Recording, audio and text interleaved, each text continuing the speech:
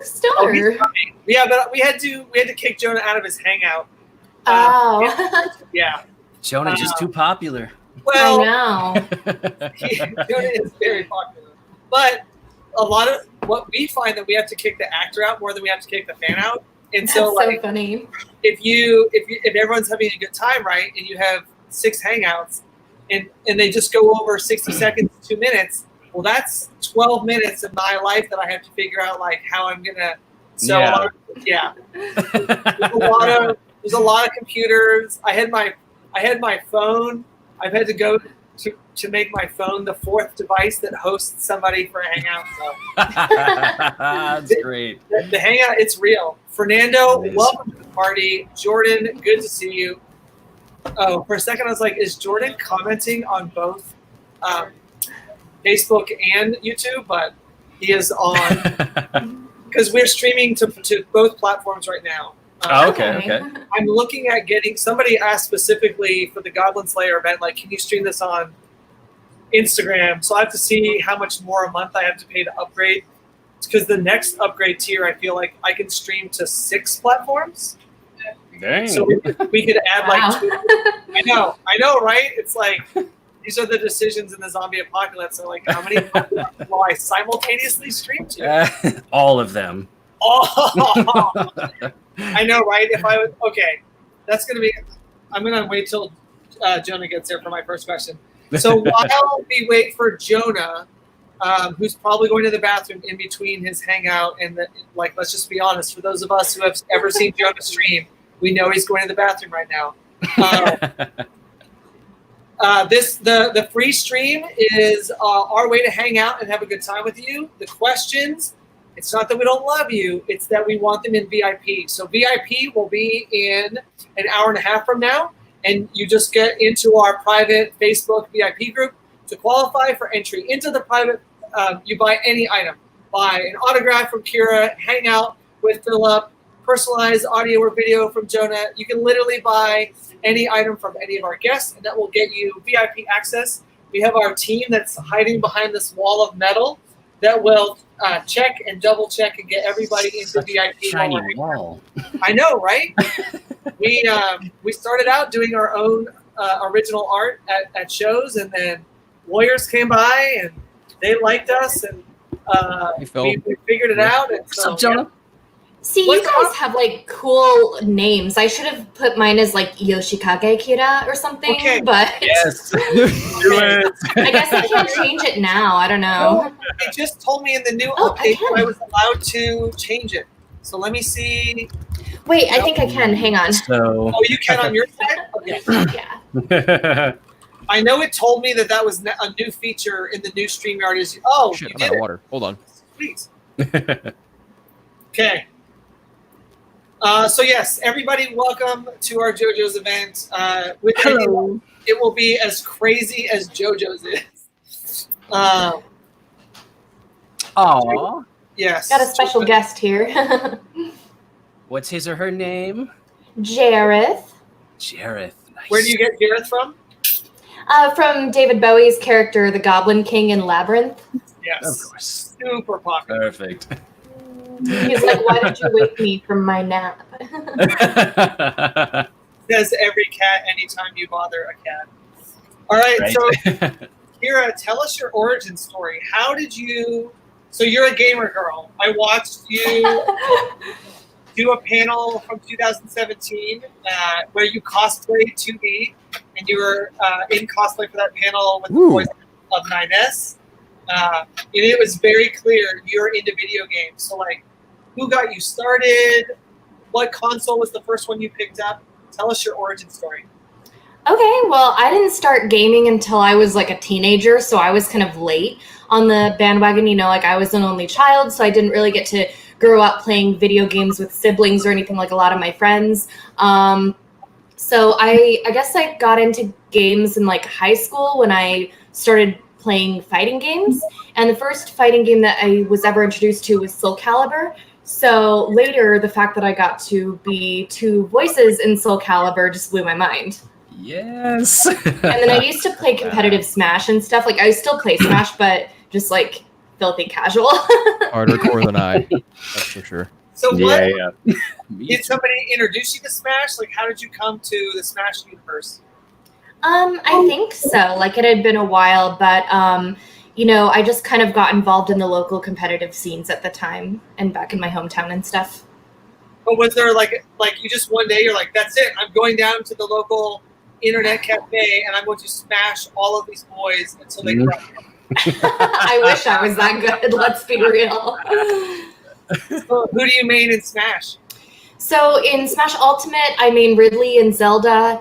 In Melee, I was a Peach main, and then in Brawl, I still played Zelda, but also Game & Watch. Okay. Nice. Jonah, who do you smash with, Jonah? Who do I smash with? I'm contrary to what a lot of people probably think. I'm not a Wolf main. Really? No, I am not. I play DK and I'm a Sonic main. I was taught by one of the best Sonics that I know, James Brown Jr., who is like really good at Sonic, and I wasn't able to pick up like half the stuff that he was like teching, and he's like, this is how you do this, and this is how you make sure that that person isn't going to get back up on the stage. I'm like, oh god, okay, all right, just make it so that I can hold my own in a fight, please, because everybody wants me to play again. So, but yes, I play a lot of Sonic and DK because DK is easy. Okay. Phillip, who do you smash with? All right, let's see. OG Smash, Kirby. Next Smash, Kirby. Smash after that, Kirby. Because I suck at Smash Brothers. So I had to pick the one that knew how to float back onto the stage, getting my ass kicked. Easy but then now with Ultimate, Lil Mac. Just throw haymakers every time. That's the only move I do. I love Ganondorf. I feel like Ganondorf is easy to play. I really like Ganondorf, so I don't know if he's in the current iteration, but that was definitely those heavy hitters, man. Yes, I like. Do you guys play Mario Kart? Does anyone play Mario Kart? I'm terrible at Mario Kart. But I do love it. I'm a fan of Crash Team Racing. That's my kart racer of choice. TR, it's fun. That's really a game? Crash Team? Yeah, yeah. Crash Team Racing's fun as hell. What do you play it on? It's on Nintendo Switch. Okay. I think no. It's on PS4. PS4. It's a Crash game. It's not a game. Yeah. Oops. I know. Sorry to the makers of Nintendo. Yeah, you can still hire me. I'll get it right if you hire me. That's all it takes. Yes, that's awesome. I love it. Well, Phillip, you made the comment of the heavy hitters. That's what I love. I play Wario in Mario Kart because yes, me too. Wario main. If you hit somebody, he's a heavy, and they'll lose a balloon just by running into them. Exactly. Okay. Okay, other things. Kira, who do you main in Soul Calibur? Do you still play? Do you main yourself? Like, Yes, I made myself. My first main was Taki, like back when I first started playing, but I mean now obviously I gotta be a Talon main, and then of course a secondary 2B. So yes. I was There you excited when I pulled your bio. I was like, oh shoot, you can play 2B and Soul Calibur. Like it has to be super awesome. also my cats are being extra cute. I don't know if you guys I can see tell. I've been staring almost exclusively at your cats. I have a print of that orange cat, Jareth, and I give half of the proceeds to the rescue organization where he was rescued from. So just saying. Nice. Okay, that reminds me. I'm attracted. Okay, so for everybody watching on stream, I was told about that, and so we're gonna we will re-up that item and make it available for like another week or so that we can raise money for that shelter. So Kira, I was warned about that. Very nice. My life is insane getting ready for shows, and so like I put the thing together and I'm like 2B. Okay, great, post, and then I forgot about the cat. So we will post that. If you want to send me over a picture of the cat, then I'll build that whole thing out and we'll try to raise some money for that animal shelter if that works for you. Yeah, I think I sent it with all the whole thing of my prints that I sent. But okay. It helps benefit Kitten Rescue LA is the organization. These two cats want to get out. Amazing. All right. So anybody that wants to help with Kitten Rescue LA, we're going to have that. I will circle back and do that. Plus, I'll be able to talk about it during the Goblin Slayers event that's on the 1st. All right. Sweet. What else are you playing, Phillip? What else am I playing? Let's see. Yeah, Phil, what's on your stream? What are we streaming, Phil? Well, we streaming right now. I just finished Dead Space on like super hard difficulty, so now I'm actually playing Valkyria Chronicles 4, which I know a lot of our friends are voices in. So it's been cool. Like, hey. oh, there's Greg Chun. Oh, there's Max Middleman. Like, it's a ton of fun. Now, is that, I would imagine that when you play a game, it just totally changes it when you know, like, oh, that's my friend, that's my friend. Yes, it does. Absolutely. Okay. Gaming is never the same now. Something I never had thought about. Yeah, but it totally does. For me, when I play fighting games, if it's like my friends or something, I'm always like, oh, KG Tang, I can't beat you. Kick your ass, KG. It's not even the character. It's specifically like I'm yelling at my friend. Right. Yes. Oh, that's so awesome. Phil, what has that experience been like in terms of going for, like, when did you pick up games first, Philip? Oh, geez. My first like real gaming system was the Sega Genesis, which I got same. Yes. Second kid, because I broke my leg in second grade, and they had me in this like body cast, so I like couldn't do anything. So my parents felt bad. Like, all right, here's something you can do. Sonic the Hedgehog 2 was my first like game. Played the crap out of it. I am older than you guys, and so Sega Genesis for me was, do you remember the game where you transformed into the wolf? Altered Beast. Oh, yes, Altered Beast. Woo! Oh my goodness. That was like a launch title or some shit. Yeah, I get it. Love that game. Some of us were born in the 70s. So. Yeah, that was what was your first game you picked up, Kira? First ever. I don't remember. Yeah. Jonah, what was the first one that you picked up? I think Phil, were we like brothers or something? Because I think it was Sega Genesis Sonic 2. Like, I swear to God. And then I had another, I forget the name of the game, but it was just some, indie, not indie, obviously, but some really shitty game that it just kind of came with the Sega Genesis that I played that wasn't Sonic 2. But I still had fun because I was like, I was like 10 years old and I didn't know anything. Yeah, it's a game. Lights and colors and sounds. Yes. Yeah. My roommate still plays a lot of retro games, so we have like a Sega Saturn and an N64 and all this Dreamcast, all this kind of stuff out there, and their collection is like a whole bookshelf worth of Saturn games. Nice. Oh, there we go. There they are. Have you played F-Zero on the 64 N64? No, I'll have to ask if my roommate has it. F-Zero's good. It is. Yes, it is. Like hovercrafts, as opposed to, like, it was one of the first, like, it was definitely before Mario Kart, and they were like hovers, and then you hit the ramp, and there's like half the ramp, if you hit it the right way, it would like speed you up, and then the other half. So yeah. Man, it's so crazy. I was around to be able to play original Nintendo, and I think my first was the original Final Fantasy on the original Nintendo. Was my first game. Yeah. Wow, yeah. Oh, since you played original Nintendo, did you have the track and field game with the giant floor mat that you had to run on?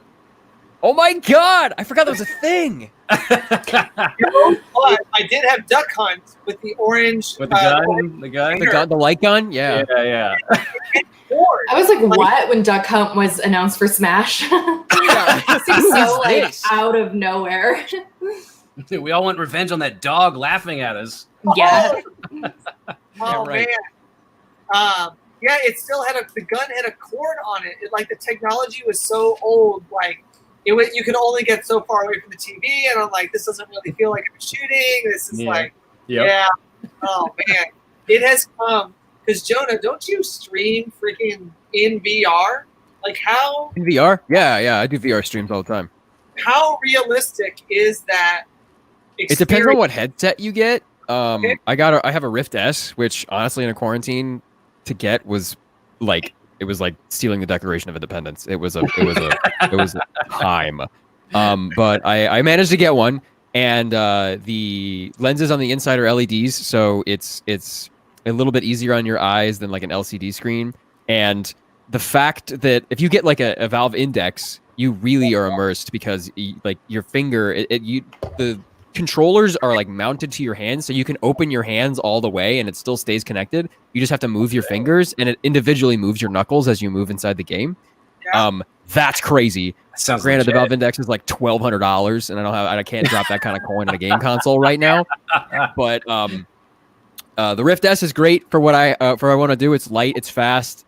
We've hit that point in VR where like you can buy a mid-range console for $500, and you just need a nice computer and you're good to go. And it's real, it's immersive. I stay in that thing for hours at a time. The only reason I leave VR sometimes is because my back hurts. Like, oh man. But yeah, it's immersive. VR chat is one of the best ways to connect with people right now, I believe. Nice. And then looks like December 18th, 1987. So I may have gotten it for my birthday. It's only a couple days before my birthday. Oh. That was the original Final Fantasy. I definitely got. It definitely looked exactly like that. That is a screenshot from the original Final Fantasy. And then I guess there's something in the modern era that mage, the black mage, like became something else. Because I know that I'll see like the apparel and be like, oh, it's the black mage for Final Fantasy, and they're like, hey, old guy, that's now this new thing in a new game. This isn't the game I grew up with. Yeah. What's happened to my world? So oh man, that's so awesome. All right, Kira, how did you go to school for acting? Let's start there. Oh, here we go. I didn't go to specific school for acting, but when I was in college, I took like a, theater class type of thing, little bit of that in high school. I was never like super comfortable doing like stage or on camera and like I have a face for radio, let's be real, now that y'all can see me, but you're a pretty woman, shush. Oh, that's not true. So, I kind of knew I wanted to do specifically voice. So what was really helpful for me was when I moved to LA was taking like voice specific classes. But see, now people can do stuff over like Zoom and things like that. But back then it was kind of like if you wanted to take a voice acting class, you had to be somewhere like LA. So I kind of just took like some regular acting coaching and stuff like that. Then eventually moved out here and took some different like voice acting specific classes. Okay. I have heard so much in terms. Who has theater? Jonah, you have theater experience, yeah? And Phillip, do you have theater experience? Very little. Okay. Tell us because I got to tell you, as I've talked to now 50, 60, 70 voice actors, one of the biggest threads that I hear across the board is their interaction in the theater. So what was your introduction? Did you go to school to do this? Tell us your origin story. Sorry, was that directed at me or Jonah? Yeah, okay, no. Sorry. For me, it was one of those, like, I secretly loved acting, but I was too shy and embarrassed to like go for it. So as a kid, my parents had a little handheld camera, and my brother and I and our friends would always just shoot home movies, and that was sort of my intro to it. And then, similar to Kira, in college, I took a theater class. And then once I moved out here to LA, actually, I originally came out to LA to go to film school, and I studied film editing. And while there, I acted in my friends' movies, and I took more acting classes. And I was like, you know what? Performing is a lot more fun than the production side for me. So I started going all into taking, similar to Kira, like voiceover classes specifically. And both of you moved out there. So, man, I guess originally this probably been a good question, but in 2020, I feel like, do you all see a shift? Has it happened yet? Do you think it will, in terms of needing to be in Houston, needing to be in LA, needing to be in? Do you see that shift coming, or do you think that we're still going to need to be in Houston, in Dallas, or in LA in order to do this? It depends on what you want to do. I mean, if you're talking animation video games, then yes, I think for now, you still mostly need to be in those big cities. This is to say for like specifically with video games, for like the AAA titles, like the huge games, the indie stuff and smaller stuff. I think it's more people have their home setups, and it makes it much easier to do it from anywhere. I mean, I guess the good thing about being out here is networking is a little easier because, well, except for the quarantine situation right now, but otherwise, usually it's easier to network that way. But I'd say for like huge major productions, you still kind of got to be in these big places. Okay, so you, in terms of what somebody who wants to do this for a career, that knowing somebody is still hugely important. Yeah, I would say it's very important, but I wouldn't say that it is the most important thing. Yeah, exactly. Yeah, you have to be an actor. Like, you have to, you know, really be able to bring a character to life. I know, like, every voice actor you ever talk to is going to tell you this, but a lot of people think I'm going to go on like a rant, but I'll try to keep it short. A lot of people think that all they have to do is just, if they know somebody who can get them in somewhere, or, you know, they've been told they have a good voice, or they can do a Vegeta impression, or, you know, whatever it is. But it's like, the field is so competitive. I mean, I know like the other gentleman in this call can tell you like how many times do we audition for something against like hundreds of other people, and you know, you're just throwing it out into the void, and most of the times you don't book it. Like, that's just how it is because it's so competitive. So you have to really, really like be ready to compete in the industry if you move somewhere like LA or Dallas. In terms of the, you know, having to be where the work is. So obviously with the coronavirus, we've been having to work from home lately. And I think some people are kind of hoping, well, maybe they'll just like move to home recording. And I think what we might see, like how I'm predicting it, is there might be a little bit more flexibility. Like if, say, for example, they want to get a Texas actor for a project out here, but they can't like fly last minute, or vice versa. But obviously it's not ideal to record from home because a lot of us have, you know, really expensive, fancy home setups, some upgraded for the quarantine. You know, I have a full on like booth and everything that I've posted pictures of, but it's never going to compare to what they have in like a studio where this is what they do for their business from day to day. And having, you know, it's a lot of work for the mixers to have to go in and EQ everybody's audio, and everybody's in a different space. Everybody sounds different. Some people, you know, there's going to be like planes and dogs and whatever. And there's also a delay. Like, there's a great program called Source Connect that we use that basically lets our audio go directly into their recording program.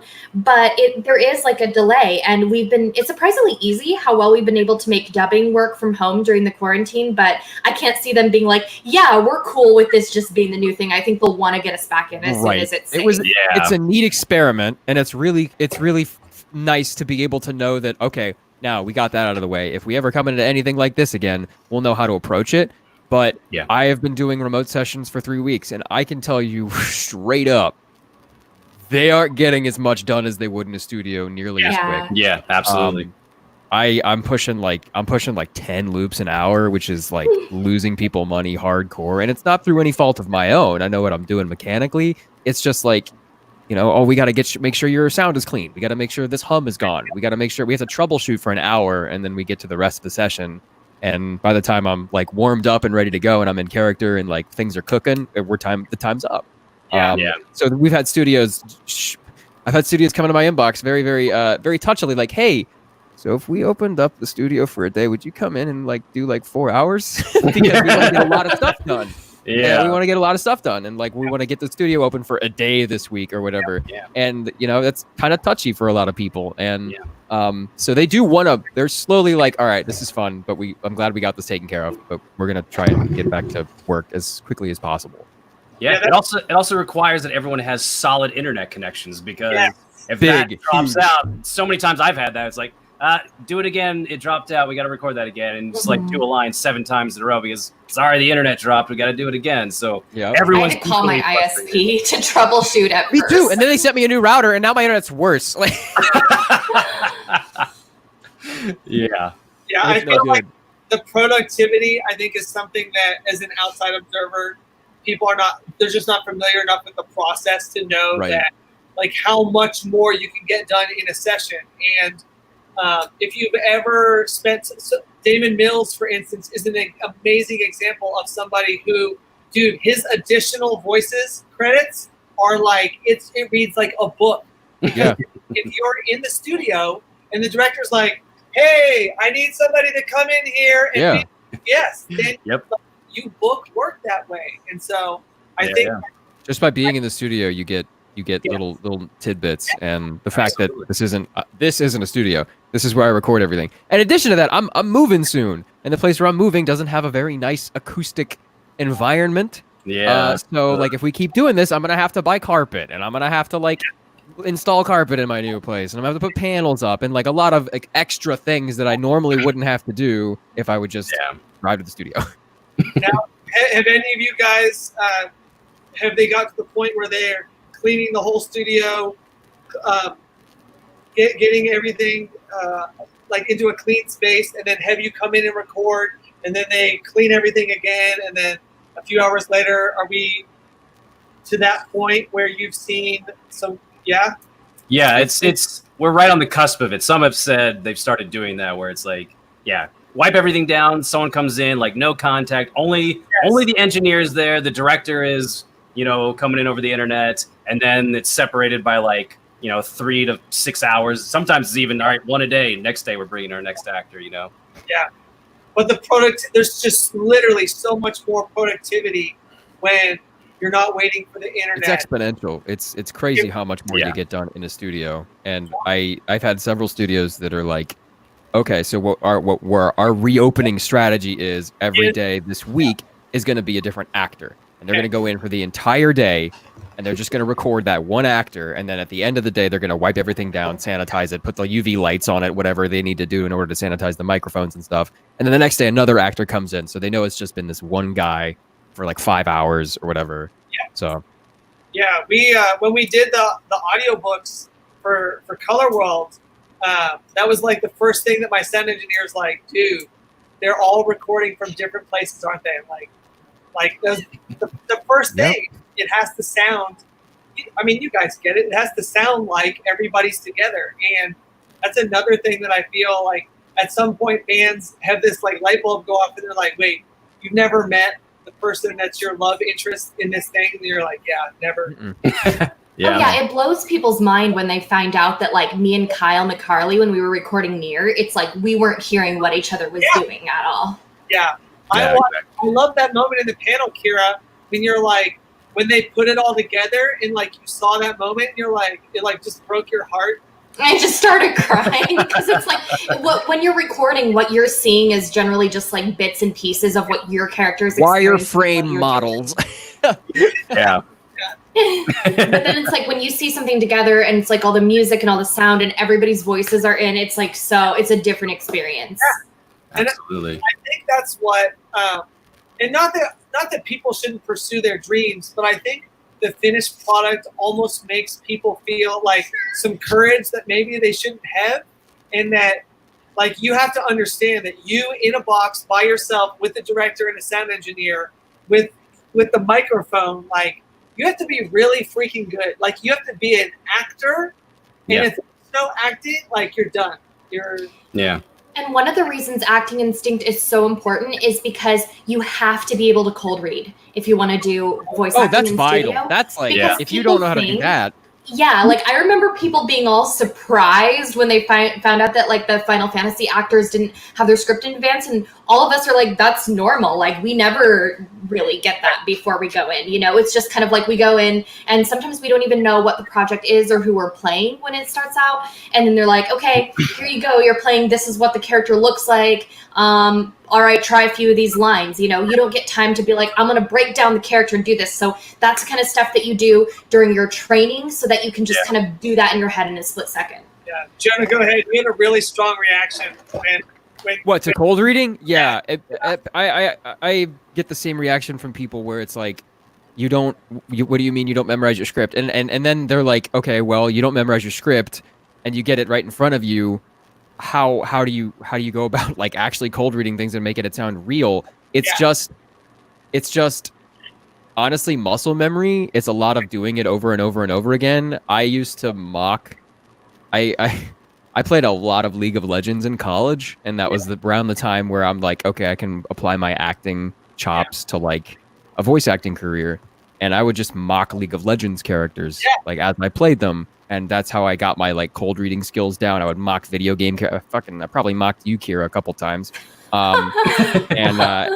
It's just, you know, it's practice and getting cadences down, and, you know, figuring out, okay, somebody who's from here talks like this, and maybe I can mimic that. Stealing from other actors, that's big. I mean, you can be creative. Yeah, exactly. Archetypes are huge. There's just certain ways certain characters talk. You know, a villain talks slow, and doesn't sound the same as, you know, a hero would. It's just the way things are. Speaking of villains, Takehiro Koyasu as Dio. The best like performances. Like I feel like that's like one of the best villain performances ever. I'm probably biased, but he has such a big voice, and he's in everything in Japan. So every time I hear him in something, I'm just like, oh, that's Dio. Like everyone who watches JoJo's, like right away they recognize that that's Dio. Yes. Yeah. I feel like Kellen Goff and John Swayze are the two guys that I feel like get asked over and over and over again to be villains of like everywhere. And they're just such swell guys. They're so nice. Oh yeah. Yeah. And so talented. Yeah. Well, oh god, it's so like it blows my mind when you think like, oh, this person, you know, speaking of like they show you a picture of what the character looks like, and then you have to like come up with a feel and what you think that character sounds like. And then you see like the person who's doing the voice, and you're like, that guy's really nice. Like, yeah. I play a lot of Mean Girls. That's my favorite archetype. I've been known to play the villain that isn't the like end all be all villain, but it's the villain that's like twirls mustache and like, I'm the villain before the real villain. I'm the guy you kill to prove the situation is serious, you know? Yeah, JoJo has a lot of like villains of the week type of thing. There you go. Yeah, exactly. It's true. you're the middle management villain. That's amazing. This is true. I'm okay with that. Of the boss hierarchy, you're like the guy that they have to get through first. One of these days I'll be the big bad. It'll happen. Well, I was just going to say, I'll drop an email to Colleen and be like, if you need another villain that gets killed in the first 60 seconds, Jonah. Give me the 2 lines. I need it. Yeah. That $75 session fee. Yes. There we go. Oh, man, that's the best. Okay, so all of you are West Coast, yes? Yeah. Yes. Okay. Yeah. What was that like? Kira, where did you come from? You said you went... went... I'm actually super curious, Kira. Me, personally. I don't know you very well, so I'd like to learn. Oh, you guys are going to love this then, because when I tell people where I grew up, they're like, what? Really? Alaska? No. Yeah. Yes? Alaska. I feel like I knew that somewhere, but that's amazing. Which one? I'm sorry? You said Alaska or Nebraska? Alaska. Fantastic. I was like, you looked me up. You have my bio or something. I said Nebraska. And I was thinking like that's super obvious, like Nebraska. But no, it's Alaska. So what was that? You have say more, please. I'm with Jonah. Yes. I honestly miss it so much. It is absolutely beautiful, especially in the summer. My parents still live up there, and my best friends still live up there. So I go back and visit usually twice a year. I don't know. I miss it a lot, obviously, but in terms of like acting stuff, there's just nothing, obviously. So I had to move out to LA because, you know, it's just like the sacrifice you have to make if you want to live where the work is. The cost of living there is also so much cheaper because like there's no sales tax and like everything is so, you know, like, because I bought the place that I live in now, and you know it's like a 2-bedroom condo and stuff. And just for the price I paid for that, I could have gotten like a mansion in Alaska. But I also couldn't, you know, make what I do here by doing acting stuff. So it's like, you know, it's just kind of that trade-off. But yeah, I miss it so much. I hate the hot weather, so it's like I want to go back and you know not be hot at the time. So at what point did you know like? You had to, what was your family support or not? Like, how did your family, like, did you have to get a passport? Did you fly? No, Alaska's part of the U.S., so. But if you drive, you have to drive through Canada. You can't. No, I flew, yeah. Okay. Because my parents are from Canada, and so I'm always intrigued by what other people, like for me, if I ever have trouble at the border, I'm like, I literally just talk about my summers in Canada, and they're like, are you a Canadian? Because if so, welcome home to Canada. So I'm always curious, if you don't have that Canadian heritage, like, are they like, what are you doing here? Go back. Go back. Like, let's face it, the last 4 years have made Canadians a little less excited about having Americans come. Yeah. The reality of, and because there was a great meme I did see from one of my friends that's Canadian that says, "Don't worry, we don't all think you're like DJT." Wow. You know, it's really funny because presumably we have some JoJo fans in the chat. Like, if you know, you had told people who didn't know this, they would be so surprised. Like people who didn't already know JoJo, when you tell them that the villain of Part 7 is literally the president of the United States, they're like, no. I was like, no, really? Look it up. Yeah, check it out, man. Yeah. I didn't believe it at first either. I had to go and do some Googling, but learn something new every day, I guess. Thing. Yeah. I'm in the. Hold on. Roommate needs me. I'll be right back. Go do it. Okay, and then Phil, did you start out west? Did you move west? How did you get to? I moved west. I originally hail from Arkansas, so that was quite the trip driving, and I had to make the drive out here, so that was fun. But got to see good chunks of America doing that.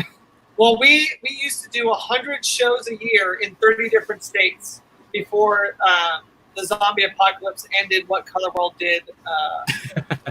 This whole online convention thing didn't even exist, and we just, like, all my friends started texting me. You know, Bryce Brooks texting me, Monica's texting me, Colleen Clinton Beers. They're like, "What are you gonna do?" Like, I don't know. It just happened.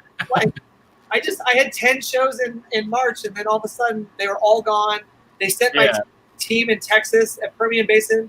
They literally an hour before the show, they're like, "Pack up and get out." We're like, "What are you?"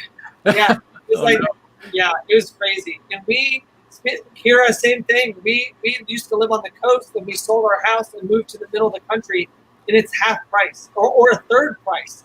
And so we were able to buy our house. Like, that's the only thing I could think to do, because there's no promise of making any more money for somebody that does conventions. And so, like, yeah, we just uprooted the whole thing. I'm still, like, I started posting all the JoJo shirts that we found all these JoJo shirts in boxes. Oh, I want to show you guys too, because I showed Phil before we started the stream, but I got my gosh, this, like, little Jonah thing, and that's so cute. I all right. my hands smell like Fugo now, because also from that same circus, because it's like a lottery thing, which things you get. I got this Fugo hand cream. Oh, that's great. That's so cool. little JoJo loot box. I think I have another JoJo thing here, do I? So, Kira, have you started streaming as part of your regular, like, what Hey, Kira, when are you starting streaming?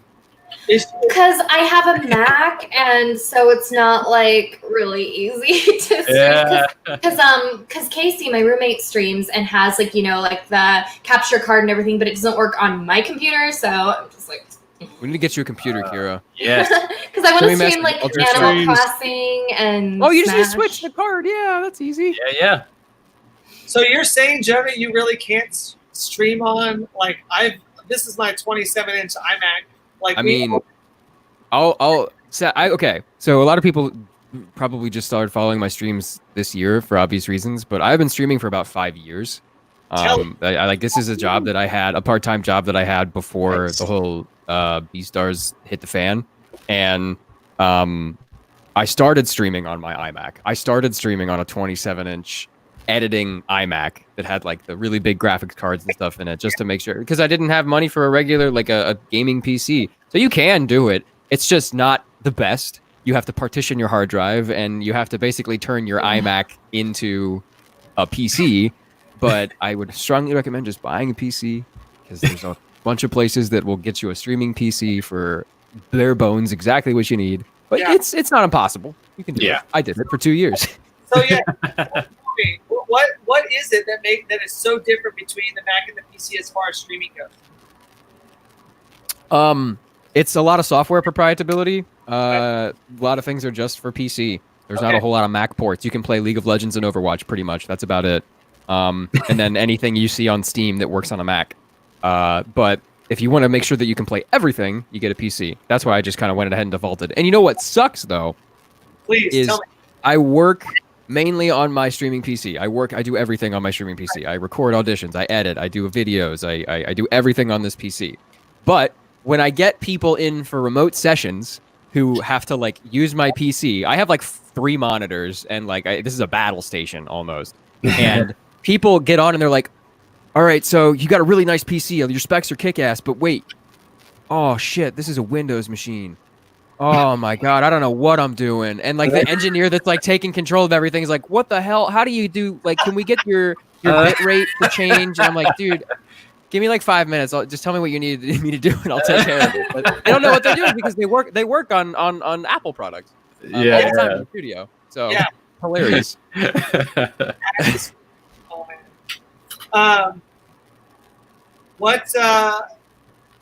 Are there anything that you guys are excited about that you're not under NDA right now that you can talk about that you're excited to talk about? Things that have been Who goes first? I know we all are. Phillip,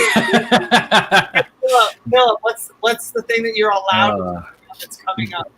See, that's the deal. What I'm allowed to talk about, I don't think any of my upcoming stuff I'm allowed to talk about.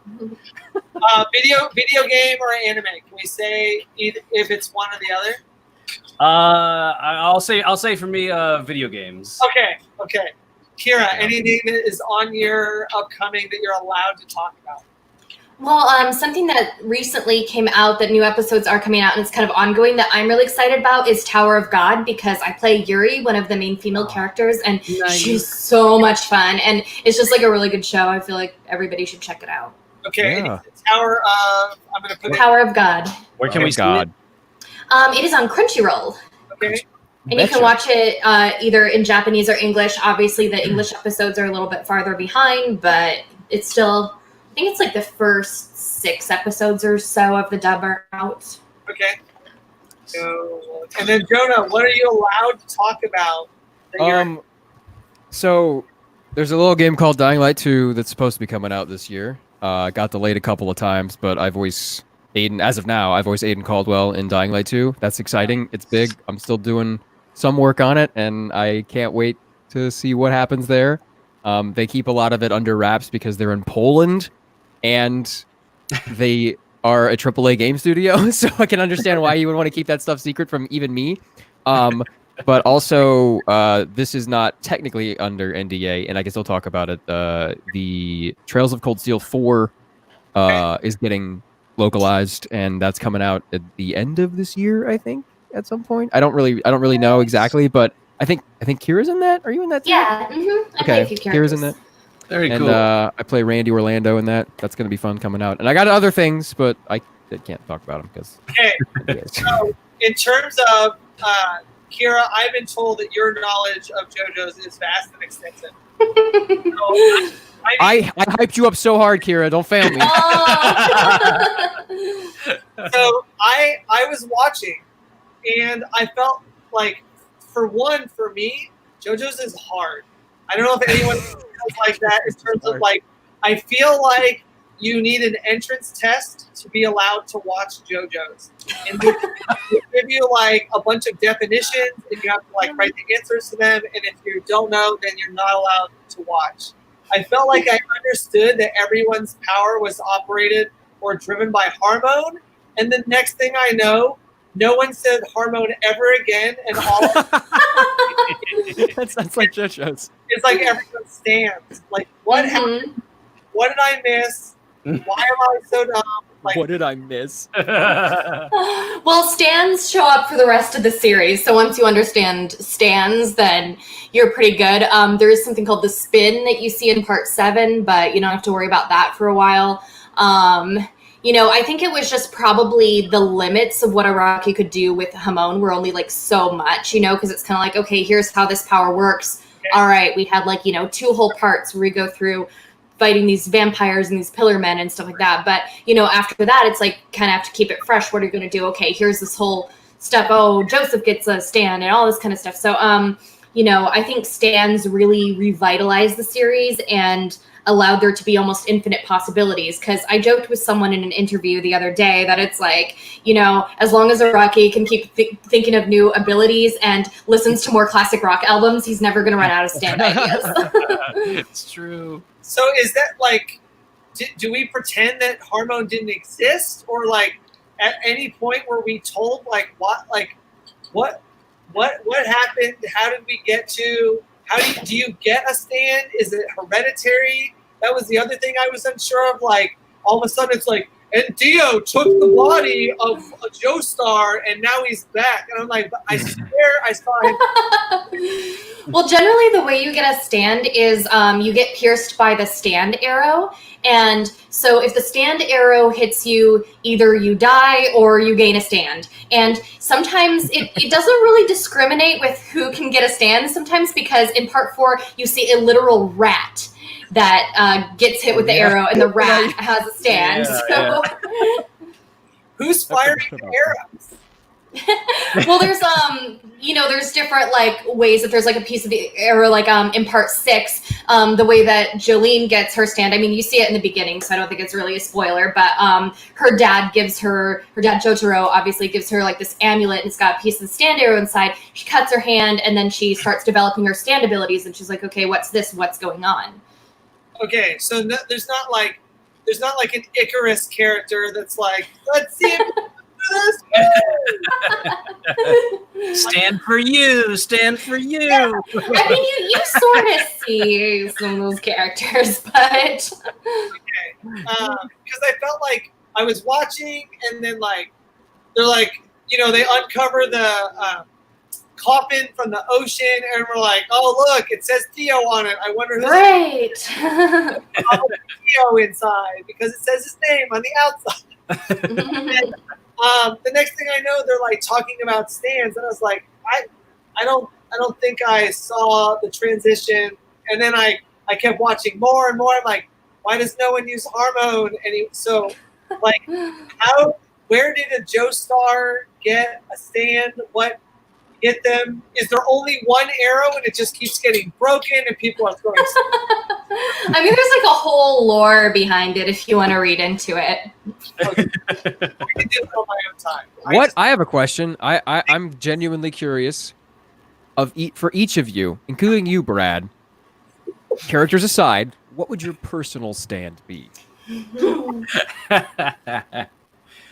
Okay, for me, this would be, because this is the thing I do on my Twitch streams. My personal stand would be DK, which stands for Drift King, which would just be slamming cars into my enemies. Okay, that's cool. I like that. Are you a Tokyo Drift guy? Oh, I'm a huge Fast and Furious franchise. Oh, yeah! They're so cheesy, and I love every moment of them. I will watch Fast and Furious 28. I will watch every one of them. Wow. Me too. My son, my oldest son, the other day comes in the kitchen. He's like, has there ever been a movie with The Rock in it that's bad? And I was like, no, sir, there's never been. Not a one. Yeah, we... Rachel's like, oh, you got our kids into this too? So good. All right, Kira, what's your stand? What does it do? So my stand is called Insomniac, which is named after a Green Day album. And Insomniac's powers is that it can take any liquid substance and turn it into coffee. And I know it sounds ridiculous. I can just drink more coffee. And sure, you can do that, but you could also it could be really scary. You could turn your opponent's blood into coffee. You could turn a glass of water into hot coffee and burn your opponents with it. You could turn condensation in the air into coffee. I don't know. I love coffee. That sounds awesome and terrifying. It is scary. Ahead of time without us being more, yeah. That clearly, Jonah, she saw that coming from a mile away. She's been asked this before. I guarantee it. Oh, sure. I've had my stand in mind for years now. Jonah, do you already know, or are you? Oh, I know. We talked. We spent an hour and a half on stream one day trying to figure out what exactly my stand would be, and we came up with, as much as I'm a huge metal fan. I like hair metal. I like 80s metal. I like 80s hard rock. I'm a huge into classic rock too, but I didn't find any songs that like I would want to use. So instead, I'd be like, all right, my stand is Rainbow Connection. Oh. And it swaps emotions from the person you're targeting it to the nearest person that they are closest to.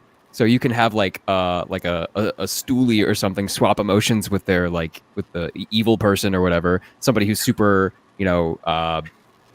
emotional would be very vulnerable to this, and I feel like it would be really cool because I mean Kermit the Frog sings it, and it's a cute song. Rainbow Connection. That's great. You can fuck people up with it. The one hangout, then I like popped that video in when I heard you say that, and I instantly am like on YouTube, like Kermit the Frog, Rainbow, and I like popped it into chat on the. I'm such a huge Muppets fan that I could not. I love Muppets. Okay, good. So is it cheating if I don't? I haven't actually. So here's where I'm at. I was like, I'm gonna watch as much JoJo's as I possibly humanly can watch. Okay. I feel like I don't know how this guy's power works. So is it cheating if I just make this stand do whatever I want it to? So I don't think the world is your oyster. Okay. In my stand, then I can duplicate myself. Oh, that's neat.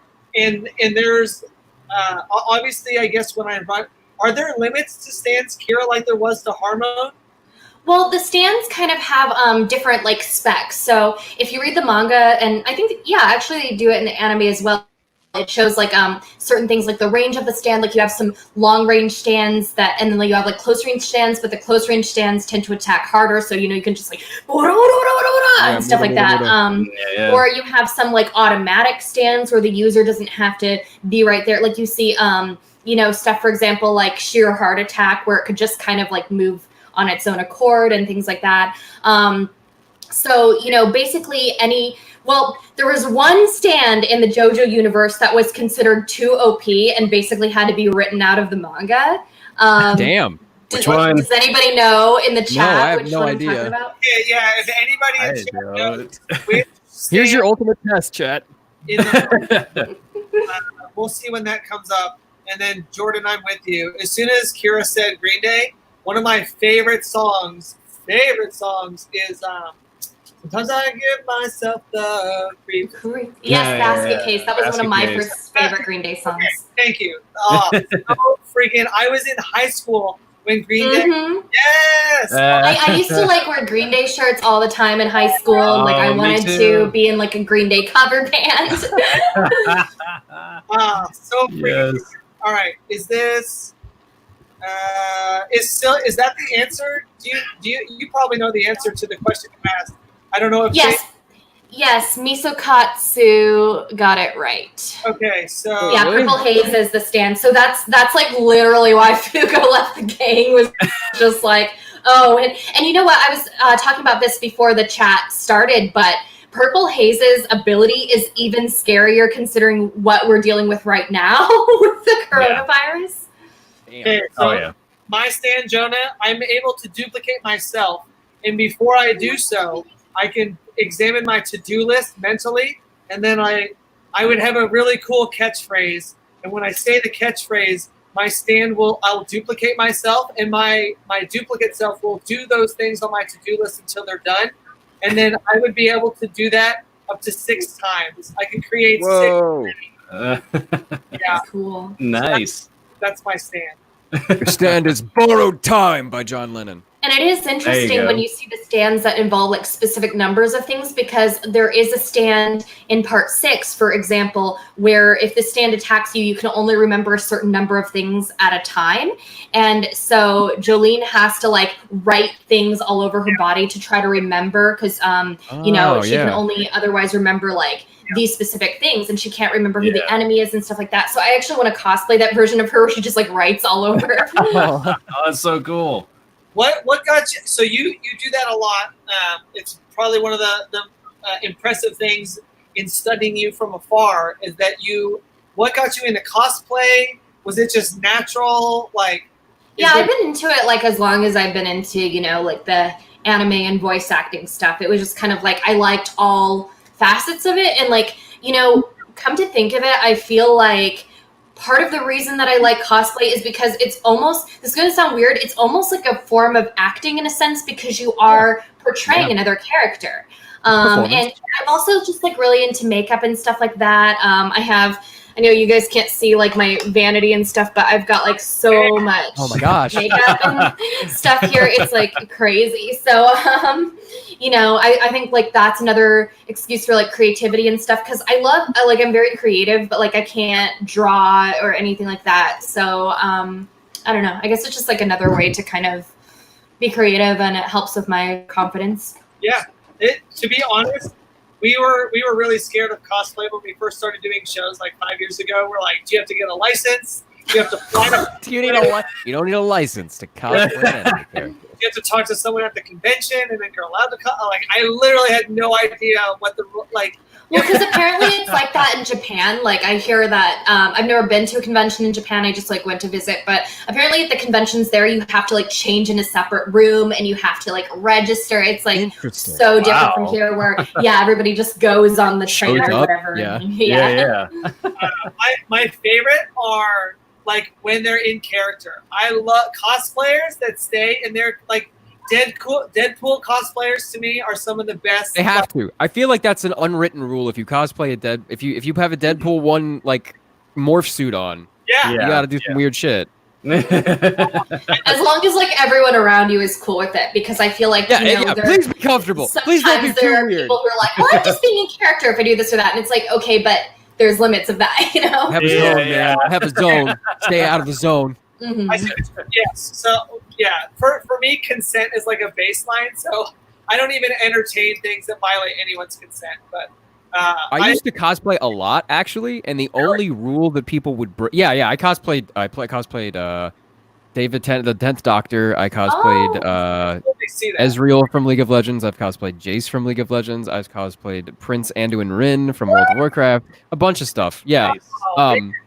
But the only rule that I found that people broke a lot was if I'm eating food in a food court, please, for the love of God, it is probably the only meal I'm going to get today. Don't come up and say hi. Please don't. Just don't. Because I love you. Just wait. Follow me. Just look at me. Stare at me from 100 feet away, but wait till I'm done eating. Or don't take like pictures of somebody when they're eating in their costume. I'm unattractive when I eat. I'm attractive when I eat. I want to see you pop up on Twitter, just the chow down photos of it's like a horrible picture. And you're just like, I would have posed for you. I'm a JoJo. I'll pose for you. Right.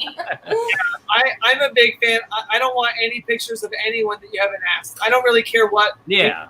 At least ask to take a picture. 90% of the time, I'll say yes. I've maybe in a rare instance, one time out of 100 conventions a year for several years, have I ever seen one time where a cosplayer said no. But even if they say no, don't take the picture. Like, and it's usually because like they're like tired, or like their makeup's coming off, or they just don't feel like they look their best. And it doesn't matter what the reason is. If somebody says you can't have a picture of me, then you can't have a picture. Like, you know what I mean? Like, it's very simple. Yeah. I was at a park one time, and there was a really, really pretty husky, a really pretty dog. And I went up and asked to take a picture of the dog. And the owner came up to me and said, I'm sorry, we have an Instagram page for this dog. You can't take pictures. And I'm like, are you fucking kidding me? That's the most silly thing I have ever heard in my entire life. I'm leaving this park. That frustrated me so much. I'm like, your dog's pretty. Can I take a picture? No, you have to like follow us on Instagram. Like, wow. Fuck yourself. Really? 2020. Like, God. My dog has an Instagram. You're the best. That is so LA. You're right. So this concludes our first free look panel. I appreciate everybody. I hope you've had as much fun as we have. I hope you've learned as much. I knew almost nothing that was said today that I know going into this. So thank you everybody for joining us. We're going to take a 30-minute break, and then we will pop up in the Colorworld Live VIP only Facebook group. If you've purchased any item at all, please make sure you're in that group. Just go and request access. Be kind to us. If you request access and your real name and your Facebook name are different, please tell us that, because we go to verify things, and if we can't find you, then we're like, I don't know what to do. So we'll try to message you if your names don't match up.